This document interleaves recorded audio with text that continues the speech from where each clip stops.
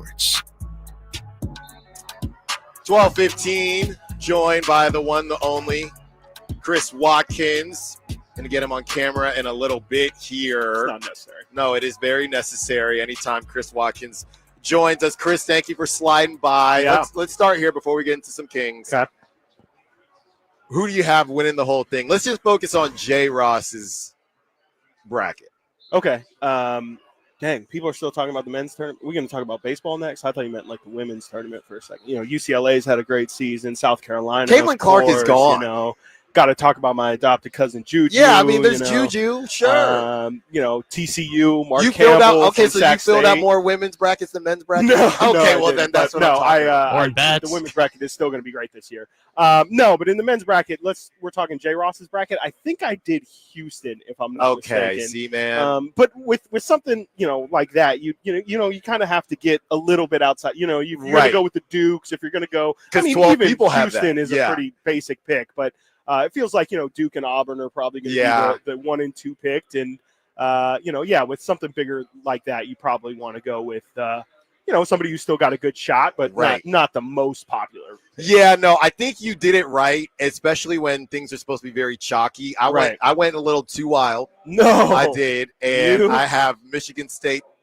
losing to Tennessee. Oh, wait. Yeah, I don't have a number one. I know you like Tennessee, but you literally always tell me Tennessee chokes.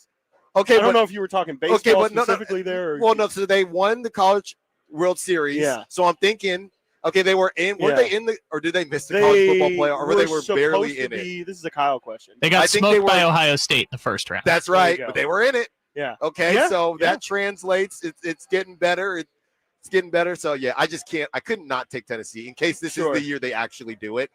And Tom Izzo guy, you're just a traditionalist, I guess. Everyone's sleeping. They're a 2 seed. They definitely are sleeping. They're a 2 seed. You know, these are facts. And then, like you said, I think in my mind it wasn't that crazy. I mean, you'll be if you did that. I mean, you're going to be by yourself. Or I'm just super cooked. Yeah, probably. But you know, you just got to, Yeah, so you know, that's crazy things happen. Crazy things happen. You know, I know Kyle's got UC San Diego. That's I think that's a lot of people. Probably not that far, but you know, I think a lot of people have UC San Diego picked as Tritons up. One of their people. I know VCU, St. Mary's is always a. I can't do St. Mary's. You know, I can't say why, but I can't. It's Mike Brown's favorite coach, Randy Bennett. Man, come on. I struggle. Any Bay Area team that never looked at your boy for baseball, I kind of struggle with. They have a baseball program? Oh yeah, I know they cut their football program. Years ago. They're good at baseball, but you know, I was good enough, so I struggle with the St. Mary's of the world. Okay, but I mean, Cal, I love Cal, so sure, but Cal ain't in it. Okay, Cal is not in it. Andre. Temple not in it. Okay, we could. What time's the NIT? Who's out here winning NIT brackets? Is anybody who's out here filling out NIT? Tough these days because now like people are rejecting NIT bids. That's right. That's right. And whatever is under that. You know, somebody mentioned to me, or I saw on social media, a survivor pool version of the tournament. So each day you pick a team. Yeah. I'm actually I might be into that. It's a day every day or every round. That's I guess you could do I guess it would have to be every day. Yeah, I mean it's definitely interesting. For sure. in. It's a different way of doing it. I was trying to get with my friend actually. Funny enough, we were talking about we didn't fill out a women's bracket. And we were still trying to figure out how to kind of have a horse in the race, and we kind of figured out like maybe we can do a snake draft of like picking your a team to win and figuring out something like that. I will say I'm definitely for alternate bracket styles. Like the bracket is almost too used. It's too played out at this point. The reason I like Jason's still fun is because there are incentives each round. Sure. That actually, okay, well, I didn't win the whole thing, but I got 2 rounds or I got something like that. Yeah. The old school one where you're in the lead and then Tennessee loses and your possible points are 42. I never understood the possible points thing. Right. And there's always somebody, I picked Creighton, you know what I mean? I don't want to deal with it. But Chris, we do have to get to a little bit of Kings talk here. As we were sitting next to each other last night, they were doing their thing.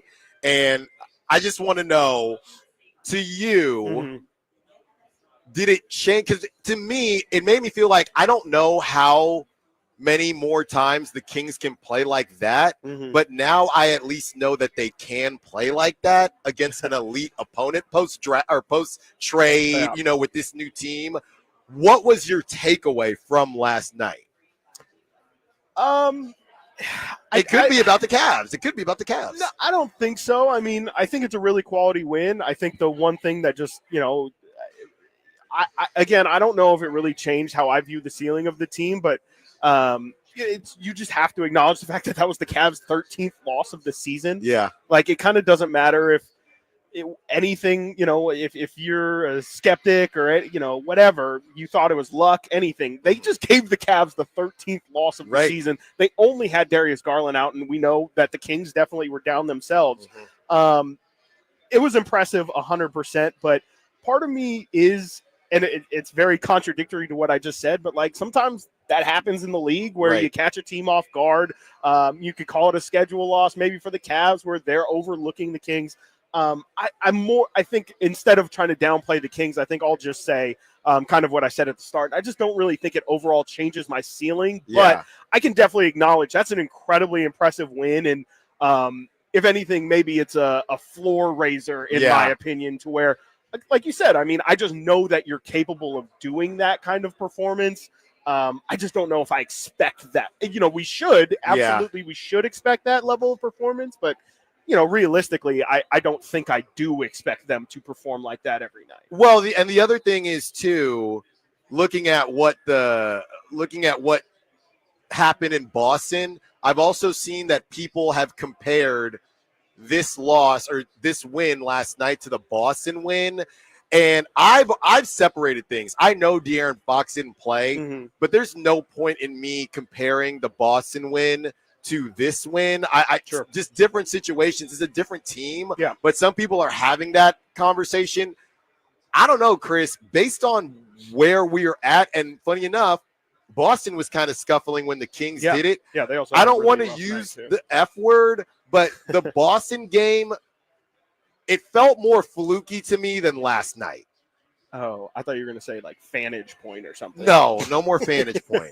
It felt more fluky, and I'm not trying to be disrespectful, but I mean, they beat the brakes off the Celtics in Boston. Yes, no, right. Sure. Last night felt more realistic. Absolutely, 100%. Like Boston, it was a great win yesterday. It happens in the league. Yeah, right. Boston, some of Boston loss as well is very Boston, and they couldn't hit anything, and that's what happens with Boston sometimes with the amount of threes they take.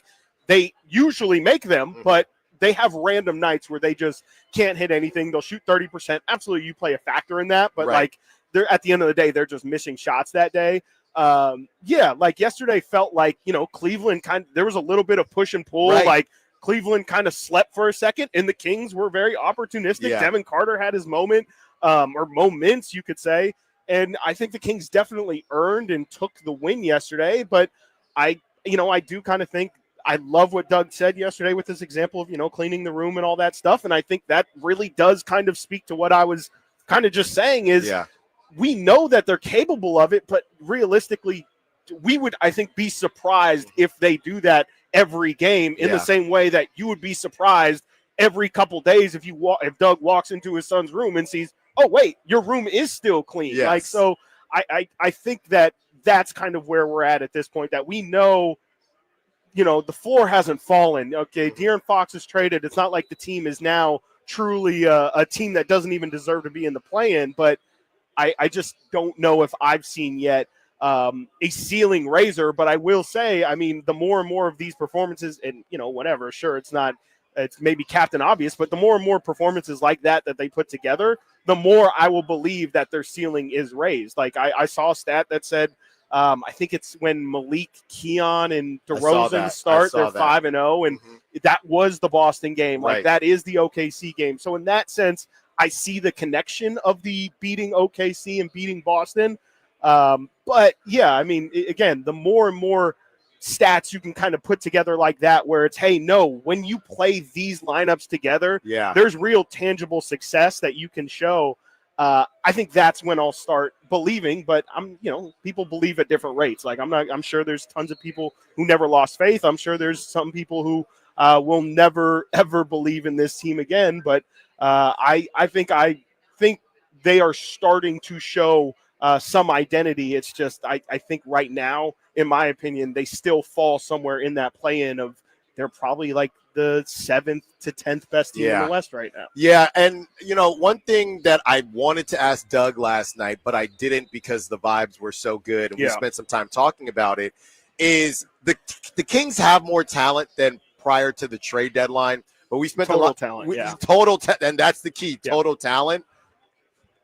Nights like last night, and I didn't ask it, but I wanted to, in a weird way, even though you have less total talent, is it easier for Doug to put in a game plan because everybody knows their role? You don't have to worry about getting Zach LaVine, Malik Monk, and DeMar DeRozan going, who the three of them together defensively is not good. Yeah. Now it's, okay, Keon starting, DeMar, you do your thing, get Malik Monk going and things like that. Yeah. So I didn't ask the question, but it's almost as if it's addition by subtraction because there's less Doug has to worry about, less talented, but makes more sense. Yeah, no, 100%. I think that can definitely be a thing. I think it's a really good question, a fair question. And it's funny because I was thinking on the ride here, and I think maybe a little bit on the ride back yesterday, like, I wish I would have asked Doug something similar to that. Like, I play video games, I'll play 2K, and sometimes when your star players get hurt, it's like, dang, like, obviously I need them, but you kind of get to flex your coaching muscles a little bit and say, like, I've been wanting to see what it looks like. You Kyle Shanahan. Exactly. We're going to give Kyle Juszczyk the ball 17 times tonight. Nobody thinks it's going to happen. So I did kind of wonder that as well. And I think, if we're both wondering that, I'm sure there's some truth to it for sure that, when you have a bunch of guys who are typically role players, they want to shine in their role, and you give them a little bit more opportunity. And, I think they definitely, more so Devin Carter yesterday, completely took advantage of it. And you see that, like you said, they're deep. Like they have guys who can realistically deep down on their bench make impact. Like, for example, Kessler Edwards was probably in a similar-ish role as we don't really know if he's ever going to play, but on a night like last night, Kessler Edwards, if he were on this team, probably would have played. And you're not getting that level of a surprise performance. So I would definitely say they're definitely deeper this year, but I like we've said, I don't know if that overall means that they have a higher ceiling. Chris Watkins, thank you so much for joining us, man. Go enjoy some food. Go enjoy some beverages. Boss didn't hear that. I don't think I can. No, I know. You can't do that. And you're not going to do that. I said lemonade. I said beverage, okay? I didn't. Okay, thank you, Kyle. Chris Watkins, thank you so much. And be sure to follow Chris Watkins on social media, on Twitter, on Instagram, and our Sactown Sports accounts as well. Great stuff coming from Chris on SactownSports.com. Chris, we will talk to you soon. Thanks again, man. Absolutely. Thank you, Allen. On the move. Got so